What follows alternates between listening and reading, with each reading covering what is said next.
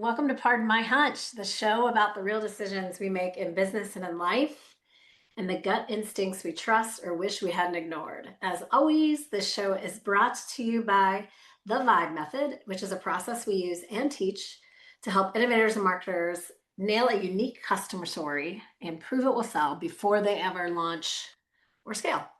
To find out more about how we can help you nail a killer vibe for an idea or your brand before you go live, you can go to gohunch.com. Now let's get to the show. Today we have special guest, Mark Lamplugh. I'm looking down because I'm so if I'm saying your name wrong, it's really not that hard. Mark Lamplugh. Sheesh. He's the Chief Marketing Officer of the Moran Auto Group in California.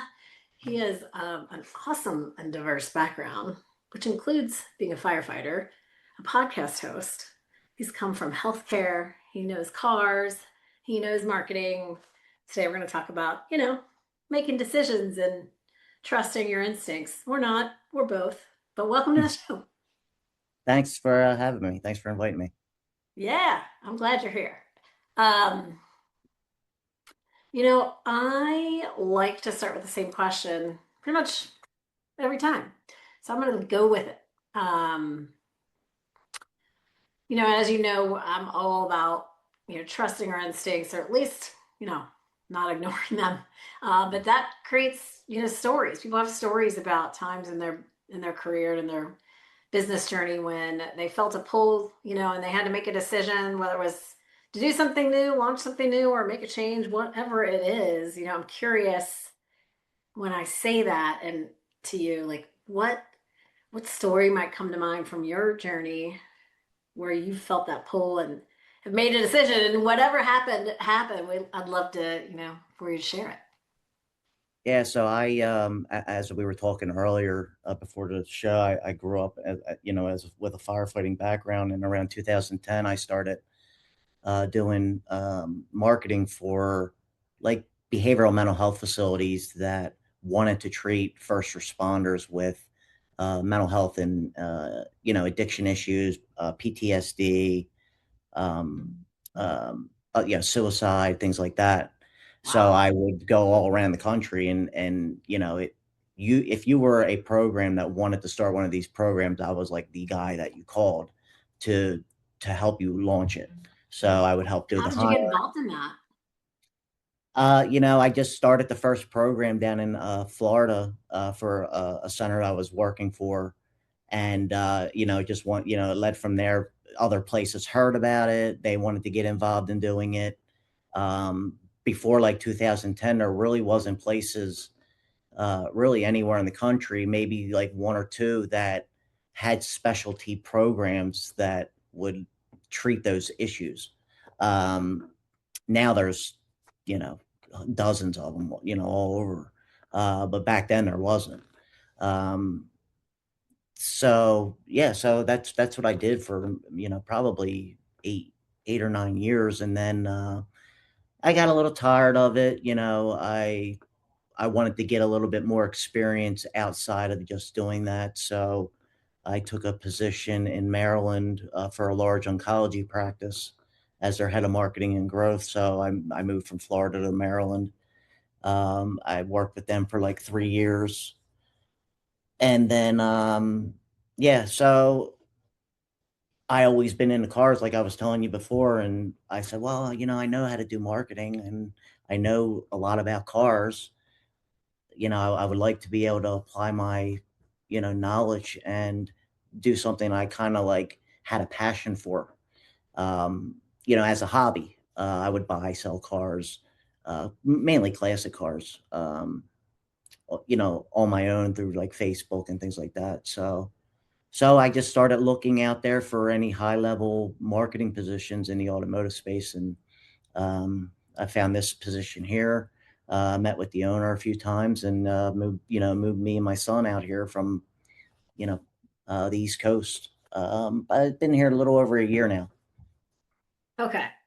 I I know we talked about this earlier, but I don't know if it's just sinking in or if now I'm sitting here thinking about how could I bring my hobby into what I want to do. But I think a lot of people think about this where it's like they work maybe in an industry doing something, but then they love this thing over here. And Mhm. is there a way that you could take something from one industry and then just totally go to the other? Or, I think a lot of people think about that. Like they would rather, and I'm people, especially in our industry, like in marketing, and I come from like consumer insights and innovation, it's, you can move industries, you can take that expertise and move. And I feel like I'm having all these memories of people who we'd say, I mean, I've said out loud, maybe I should just do what I do only in the travel space because I have such wanderlust. I love traveling. I mean, I will stop in the middle of anything. If somebody asks me if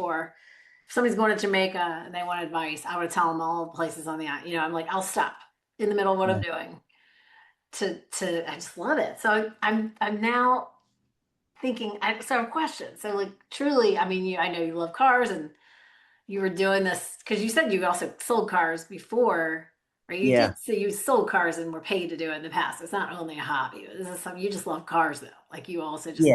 Yeah. Yeah. When I was younger, I had a lot of time off, so I sold cars. So it was for Saturn. They're not even in business anymore, but so I did have some experience with the car industry. Um, so that that helped a little bit. but you truly I you're mean, like, I want to get into cars. That's it, yeah, right? Like you're like, I just feel like this is what I want to do, and that you pursued it. I just hit the pavement and did what I do best and Yeah. did outreach, and just hit LinkedIn and tried to get. I knew that if I got in front of somebody to actually talk to them, my experience, I think is diverse enough, and I'm usually pretty good at picking up new industries pretty quickly. Um, and there is a big difference from healthcare to the automotive space, and one of them being it's very fast paced, and there's constant changes with OEM offers and Mhm. different sales coming up. With healthcare, you have your issue that you're marketing, and it doesn't really change. I mean, it's pretty much the same thing. Whereas in the auto industry, there's a lot of ups and downs. There's a lot of new offers coming in, and that you have to swap out creative, pretty much on a every other week basis. So that took a little bit getting used to. Wow, that is different. Every other week, you're changing Yeah, that up. so they're usually monthly, but like Ford will come out with some mid-month offers, so you'll have to update those. If you have two holidays in a month, like for instance, December you have Christmas and New Year's. So, you have to, coming right out of Thanksgiving, going into Black Friday and then Christmas and then New Year's, it's right Yeah. boom, boom, boom. You're publishing one series or offer, and then you're getting ready for the next one. Yeah. I mean, I sort of liken it to the restaurant industry. Like it's Mhm. so, especially like, I mean, in any given day, you can play with things, try things. Like when I worked with McDonald's, they would just pick some stores and go try new things all the time. It was like they could constantly, obviously from a kind of advertising campaign standpoint, that gets put in, that gets set, but like from a promotional and at the local level and even like the food items, just so different from even other consumer products. Gosh, and I'm thinking of like pharmaceutical and medical device and how slow. Yeah, it's like years before something new hits the market, right? And the Yeah. sales cycle too is so long if you're trying to, sell on something new. That sounds fun. Yeah, Car. no, I really enjoy it.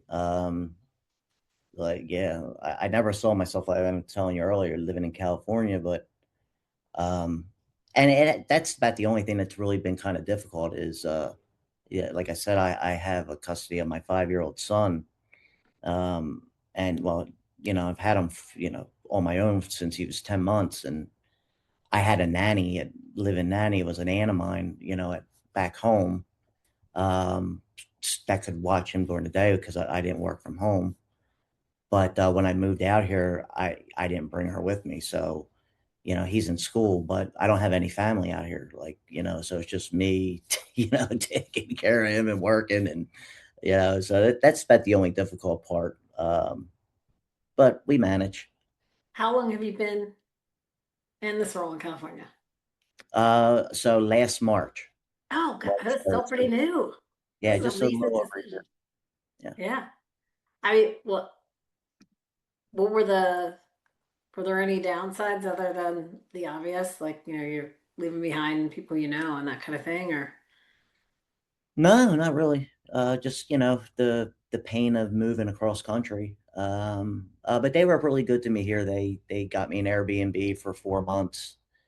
So basically, I just put all my stuff in storage and came out to the Airbnb. I shipped my cars out here. I had two cars, and I just loaded them up with all the stuff that we needed, like clothes and his toys and his Power Wheels and all that.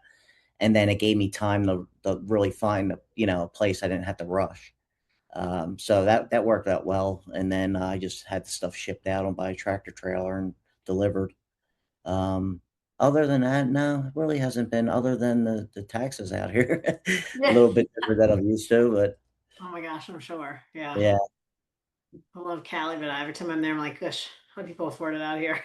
it's good. Yeah, it's where we're at here. And like I said, I'm in Hemet, Temecula area. It's not too bad. The housing's pretty comparable to the way it was in like PA, New Jersey. So it's not really too bad. It's once you get into like LA and the cities is when it gets kind of out of control. Well, yeah, for sure. I didn't realize you were near Temecula. I've been there a Yeah. couple times. Yep. There's some good That's wine there in Southern California. It's mhm. fun. Yeah. Yeah. That our Airbnb was right in Temecula in the wine air, Oh, right cool. by the vineyards. It was really nice, but it was just too far of a drive. I would have, looked for a place around there, but it was just too far of a drive every day, taking him to daycare or spending like an hour in the car. Yeah. Well, that's a pretty area. Yeah, it's nice. Yeah, they have all Yeah. the hot air balloons always going Yeah. on. It, Yeah, we yeah, stayed at this place called the New Inn the first time I was there. It was really cool. yeah. Yeah, the owners had sold their physical therapy practice to open this in, kind of like they always wanted to do this. So there was timing was right, and they did it. I'm like, well, wow. And then of course I'm like, I want to do this. Just kind of like what you said. I want to, I want to be in this industry. I'm going to find a job, way to do what I do in this industry I love, which I think is pretty inspirational. So, like I said, I've talked with several I people try on to this tell topic. people all the time. I mean, it's like, if there's a will, there's a way. And that's just kind of how my mentality is. It's if I want something, I just got to get it. Yeah, I guess I don't know if it's not a taught thing. It's just the motivation to want to do it, and there, you talk to enough people, you'll find somebody that will more than likely give you a chance, if you know what you're doing.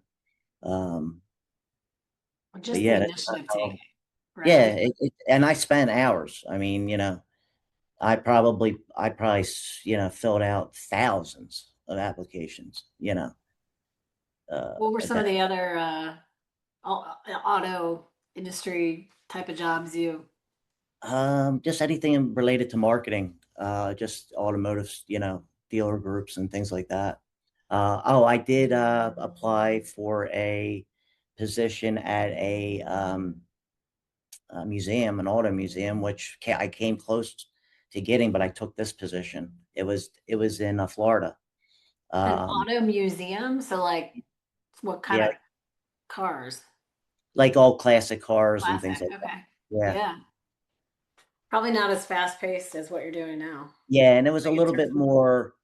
Um, uh, finding donors and things like that too. So it was like oh, okay. marketing the museum, but also helping raise money. Well, I think this is great inspiration with people who are itching to make a move or explore. No one's I mean, the myth that like people who are doing something that they love or that, they've sought out is there's this myth that like that just they're lucky, right? Like I think you have Mhm. to go find it. And if you Yeah, talk to enough people and pound the pavement enough, you'll find something. Yeah. yeah, yeah. I just yeah, I just worked really hard at it. I I also think people underestimate the power of taking initiative. Like, for Hmm. example, like the kids these days, I sound like I'm getting old, I am, but like my stepdaughter and all the other kids in their 20s, and so where they're getting their internships and the first jobs and thinking about, maybe their second job and maybe feeling a little unfulfilled or bored or whatever it is going on. And I just keep saying, like, you don't have to wait for there to be an open position to ask for Hmm. a conversation with someone. And I'm like Gen X. So this is what we did, and we didn't have all the ability, LinkedIn and all the things, in our day. But like still like we just said, yeah, hey, beg forgiveness. What's I'm not gonna ask permission. I'm just gonna do something. I'm going to approach this person. And yeah, I don't have all the bullets that are the job qualifications. I don't meet them all, but so what? It's like I feel like when someone has asked me to have a conversation about working where I work, just to understand. Like I remember that person. I've hired someone specifically because I recalled this person taking the initiative to contact me just to have like a networking chat, a very young junior person, and I contacted them and we ended up hiring them. And it's like they stood out to me because at the time I didn't have anything, but this person took the was they were kind of relentless to have a conversation with me. And I mean, like all these resumes come in, for these jobs, and I was actually not hiring. It was my team was hiring, and I said, "Well, call this person," like, and that we ended up hiring that person. It's because I remembered the fact that they took the initiative, and to me, Yeah. you can't teach that. Like you can, Mm. you really. I mean, I think you can. Over the years, you learn. I don't know, earned wisdom. I talk about that a lot when it comes to like trusting your instincts more and not Mhm. and no not ignoring them, whether it's like you for a career change or making a decision in your business. Like over time we get better at paying more attention to that kind of thing. But anyway, I think it's awesome. Not that I want to leave or close down my company, Hunch, but I wouldn't mind only working in the travel industry because I want Yeah. I love it. So you have like niches that you like gear towards, or are you pretty much across the board, like, with anything? Yeah, anyone is like typically like you have an idea for a new product and want to make sure they get the strategy and the story right for how they Mhm. position, or they have lots of ideas. Like big companies often have lots of ideas and they're trying to whittle down. Yeah. Or a brand that just needs better messaging, or we need to figure out the right messaging. That's we have figure out your customer, find unique story. We have a research methodology that we infuse in. It's very simple and it's all about the nuance because I've spent years designing and delivering these big rigorous studies only to miss nuance. So that kind of led me to creating something simpler. And it's hard to do in big companies. I mean, I created approaches like what I offer now Uh-huh. for bigger companies, but the problem is they would compete with other offerings that were more enticing for my peers to sell. Right? Like you want to sell this big chunky research project to a client that thinks that's what they want, and there's tons of profit and on top line great too. I'm looking at this thinking this is just over designed and it's gonna be underwhelming again and again and again. And I just decided if I'm gonna do it was kind of like 3.0 the solution I created that I wanted to create. And I'm like, it's gonna compete. I can't do this unless I do it on my own because it's gonna Yeah. compete with my peers. No, my peers are doing great things, but like it's gonna compete with what they want to sell. So anyway, but it works with any industry, and so that gets a little tough. I mean, it's hard to sometimes practice what I preach, which is, to find a very specific storyline, to base your kind of lead offer on. It's hard when you have lots of products and or lots of different kind of customers, or a complex buy sell dynamic as we call it. But I kind of fit in the camp of those, so I get it. But it is, tricky. Anyway, point is no, I could do what I do for um I could just like say, hey, I'm gonna only focus on travel. Yeah. It's like as being in marketing, like it's an instant attractor. It's somebody instantly feels like if you're like, hey, I do marketing for dentists and I'm a dentist and I'm getting three proposals in from three marketing firms and this one only works with dentists. It's just like it instantly makes me feel like they get me. Yeah. Have you noticed a big like a difference since AI has been coming out? Like uh working on your own, and do you notice like maybe businesses not doing a lot more stuff on their own? Yeah. It's funny, like we have AI, like I have a love-hate relationship with these days, but only because I get frustrated with people who feel like they're the AI police, and Oh it's driving me crazy. But I've been using, I mean, I was training models for my approach, since 2018. yeah, And then obviously when, Gen AI, when ChatGPT launched, and I'm a daily user, we integrate it into what we do and I love it. And, I encourage colleagues and everybody to start using it if they're not. But at the same time, yeah, I mean, it's interesting, like clients that would buy, like come to us who kind of know us from corporate work side, bigger companies that are, budgets for doing research, and they think of us as doing when they need research rather than maybe, hey, gosh, help me with our which offer, refine our offer. So, and I may or may not need research, but if somebody needs research. Like our industry has been, I think, fraught. Like the marketing research industry specifically is fraught with shiny toy syndrome in general, mhm, because it's like becomes the livelihood, unfortunately, of people in those roles to kind of lean on the research a little more as a hero of the show. The kind of like lead actor here, rather than the decision they're trying to inform. It's just how it's natural. And for that reason, it's like to me, it almost feels like just another thing right now that people are trying and thinking that might replace the need for outside help. I've seen a little bit, but not a lot actually.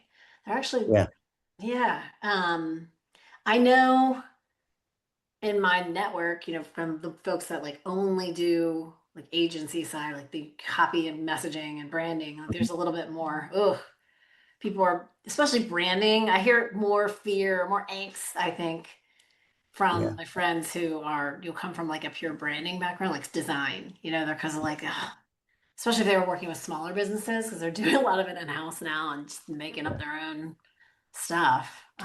What about you? Well, yeah, I think I think the shift's going to be agencies maybe working with more businesses on a smaller level. Like before you might had, you know, 3 or 4 large monthly contracts, you know, for businesses that you work with, you do their marketing.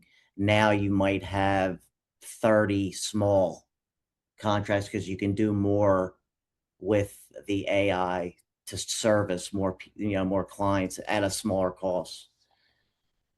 But most of the stuff we're doing here, we're doing trying to do everything in house, you know, with Do AI. you, and are you using, like, not you personally are using more kind of AI Yeah, yeah, yeah, processes? Yeah. yeah.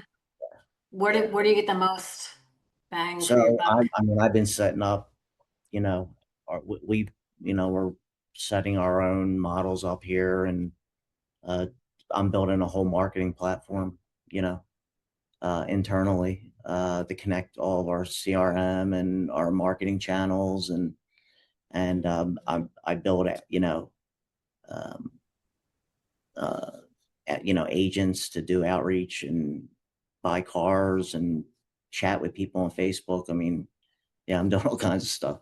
That's awesome. Are you doing all of that? Are there any shelf solutions you're using that are already No, built? no, I'm building it all internally. Why not? Have you tried? Is that intentional? Like, or you just, Yeah, I just want to try to, keep everything on one system, yeah, I have one marketing platform that talks to everything, and it doesn't cost anything, other than the tokens it costs to build it, you yeah. know. But Well, in your time, but it sounds and like you're yeah, savvy at doing it. Well, yeah. I'm intrigued. Like, you want to let somebody else borrow what you built? Yeah. I feel like there's nothing perfect, for, No, it's a constant. It's a daily. It's daily. updating it and working on it, making it better, and connecting more stuff, and you know, Yeah, I mean, for processes and execution of marketing, which I don't do that. I'm the person who helps you nail the foundation, yeah, before you execute. I could see where I imagine agencies are feeling it there, yeah. because Well, you can. it's what's honestly crazy is you can do a demo with a vendor that's charging you $5,000 a month for a tool, and then the next day build it yourself. I mean, it's nuts. Well, that Yeah, and that is scary from the standpoint of being a service provider. yeah, Like, gosh, what's my value? yeah. I don't know. I don't know what. There's yeah, they're gonna be in trouble. But Yeah, it's the truth. I mean, I can do it. I've done it on several occasions. yeah, no doubt. I Yeah, mean, a lot of people don't have time. I think that's the upside. I also think like the smart, like people who are they're providing a service. Like I started with AI for making what we do way more efficient, yeah, right, and faster. I can still get the nuance and help you make it the nuance insights I know I'm trying to deliver faster because it's not fast. So that's where I started, and then it's following from there. But and you need to know what information you got to provide the AI too. oh my gosh, we could have a whole nother show just about that. Like I Yeah, think it's all about. I mean, the old saying, what is it? Crap in, crap out. Like yeah, you have to, if you're going into anything, if you're starting, start small, right? Like don't try to build. Like I wouldn't necessarily try to build the no code app or agent right off the bat. Like at least just try, have it do some math for you or something, but it's like people want it to think for them. Like, yeah, no, no, no, no, no. It does best when you iterate with it. And your yeah. mindset should be help me build onto ideas and or make what I'm doing way more efficient, not Mhm. give me ideas. I think the give me ideas and think for me is the problem. Well, and the cost now for running these agents, token costs. I there's a lot of things where it's not even efficient. You're spending more money a month on token costs than it actually is generating, right? So Yeah, and that's an issue. I don't know how they're gonna how that's gonna if it's just gonna yeah, get so expensive. Like I just got my OpenAI bill and I'm like, oh my God, because we've been yeah, doing a lot more this month and just the cost for the API. I'm just like, oh my gosh, it is expensive to because we're kind of infusing it in because we have trained large language models before generative AI was a thing that we've trained, and now we're building a layer in to like oversee those. hmm And it's like, oh my gosh, I don't know the values there because it is expensive. yeah, it It does. adds up real quick. And it's like not something that I really thought about up front, to be honest. No, it's a whole new fixed cost. Yeah. And But because I'm using it just that's, my pro plan a month to, yeah, okay, well, we could have a whole other conversation. Now I want to talk all about what you're building because it's super awesome. I would love because could you come over to Cincinnati and build a CRM for me because every single one out there it's got too yeah, many bells and whistles that I'll never use. Well, thank you so much for being here today. yeah, no problem. It's so fun to Yeah, thanks talk for with having you. me. A firefighter turned marketer. I Hmm. love it. I have an affinity for ski patrollers, for first responders because I'm a ski patroller and Okay. we could not touch the level of what firefighters do, but the PTSD thing is real. I mean, we like to say at ski patrol, it's all fun and games until something really goes down. No, And then when it's something really goes down, it's very traumatic. yeah, no, it's yeah, it's like an epidemic. You don't hear about it, It's but terrible.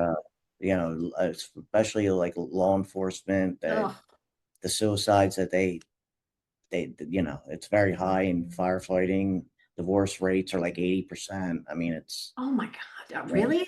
mhm, yeah, I can't, I mean, I just, like I said, my closest, I mean, I came from healthcare, but it's been so long. My closest, the only way I can empathize is through occasionally when we have really bad things go down on the ski slopes. But like, mhm. I can't They're imagine almost being a that's police worse officer or firefighter. the Can't. military because you go to war or you're in the military. you spend 6 months in a battle or a fighting zone, and then you're done. You're not deployed anymore.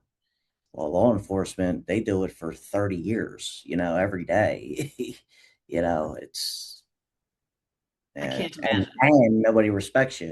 I was about to say, and then it's like unfortunate, Yeah, that, everybody wants to hate on cops until they need one. yeah, yeah. Right? Like, oh gosh. Well, we're out of time. I would love to talk more about that too, but I can't keep you forever. So thank you for Yeah. being here, Mark. So for everyone listening, just a reminder, the show is brought to you by the Vibe Method. It's a process that we use and teach um, innovators and marketers primarily to help them nail their unique customer story, prove their product or idea will sell before they go live. To find out more about how we can help you nail a killer vibe before you go live, as we like to say, you can go to gohunch.com. The link to that will be in the show notes. And until next time, always remember the worst thing you can do with a hunch is ignore it.